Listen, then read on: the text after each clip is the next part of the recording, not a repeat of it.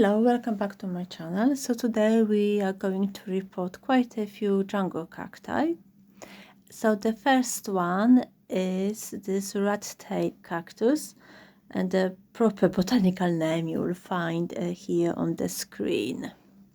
So according to the tag attached, it likes a sunny position, and so in summer I can take it outside, and also it can hold up to 5 degrees. So I think next winter I will put it in my greenhouse, because if you watched my previous videos, I've got a heater which kicks in when the temperature drops to 5 or 6 degrees, so it should be fine. And the tag shows quite nice red colored flowers, so I hope it will flower for me one day at the time. So as you can see, I'm repotting because first of all it gives me a chance to check if there are any pests in the roots, but I'm happy to say it was all clear. And also, as you can see, the nursery soil is not the best. It's not proper for cacti succulents, and the roots are just wrapped around this compact soil, so there's no air, it's not airy, it's not draining properly, so over the time it would cause problems, and it may lead to rot. And here I've got a piece, as you can see, it's so soft, the rot has got into it, so I'm just going to discard it, and I'm not going to put in the soil trying to root it, because it won't, it's just a waste of my time. But the rest seems fine, and I'm happy to get it, because I've been looking for this plant for some time, and finally I've got it. And what's interesting, the rat-tail cactus, it's both epiphytic, meaning that it grows on trees, but also lithophyte, I think I pronounced it all correctly, which means it grows on rocks. They don't grow as parasites, they just live together with the host. And this bit, as you can see, is all dried up, nothing will come out of it, so I'm going to cut it and wait for this wound to heal up, scabbled over, and then I'm going to put in a pot of soil and wait for it to root. So talking about the compost substrate, so I've got my own mix here, which includes bark, pumice, some perlite, sand, Johnson's number 2. So as you can see, it's really light and airy, so it will be perfect for this plant. So all the plants that you're going to see today will be potted in this mix. And I've already made a video comparing desert and jungle cacti, so link is up above, so do check it out. And in fact, I've got the whole playlist dedicated just to epiphytes, so please do check it out. And I think in summer I may do an update on all my collection, because there are quite a few new plants added, and obviously just to see how they have grown and how they are doing, so watch the space. So I'm just now arranging those stems in the pot,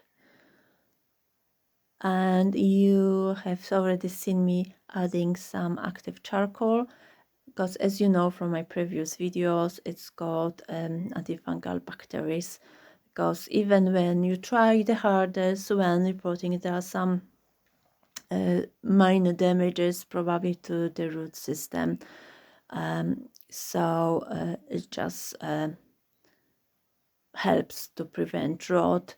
And obviously I won't water the plants after repotting for at least a week or even longer. So this is what it looks like now, all potted up. Beautiful plant. It's got tiny spines, but they are quite prickly. And another one is this beautiful paradoxa minor.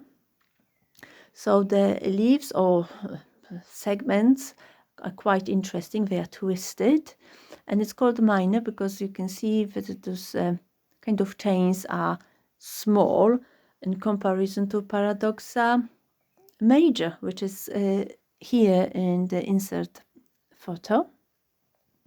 So I think you can clearly see the difference between those two plants. So whilst repotting any plants, houseplants or succulents, you may find sometimes strange things or foreign objects around the root system. Like here, there's like this mesh, or you may find a sponge or kind of like plastic basket. So I would remove them. So these are the like accessories or helps for the gardeners or manufacturers. So it helps them with plug or small plants. So with woven mesh, it's supposed to be biodegradable, so it's easy to remove. Whereas sponge, I would remove straight away because it holds the moisture, so in the long run it may cause rot. And the same plastic basket, you may not be able to remove the whole thing straight in one go, so you can cut it.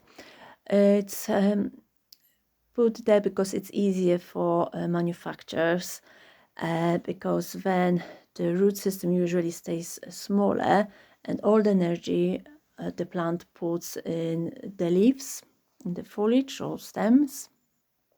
So they grow bigger, and then it's easier and quicker to sell them on.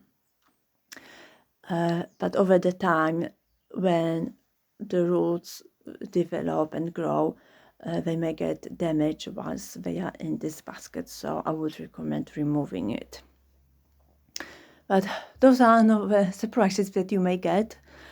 So just check. I think it's more common with houseplants rather than succulents. With all my reporting, it was the first time that I've seen with Reptilis.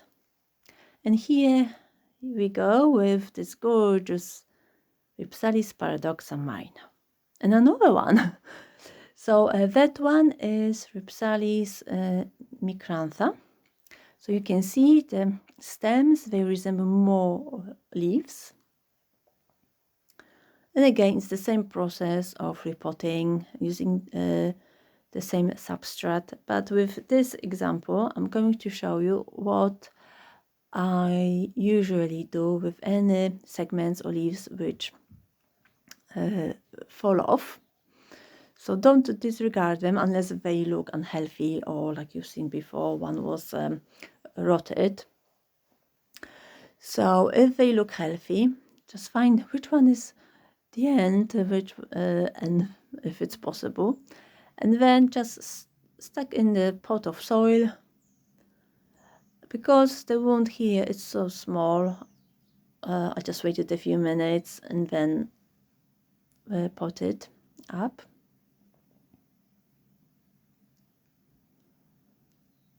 And again, you can see me here adding some active charcoal. So I can't stress enough. I think it helps adding it. You may use even rooting powder. So how you will know that they root? So some people take it out from the pot, which I don't necessarily agree, because they roots, they are quite delicate and fragile, so taking in and out the pot may damage them. But if you see new growth, or if you pull just slightly gently and you feel some resistance, it means that they started to root. To root.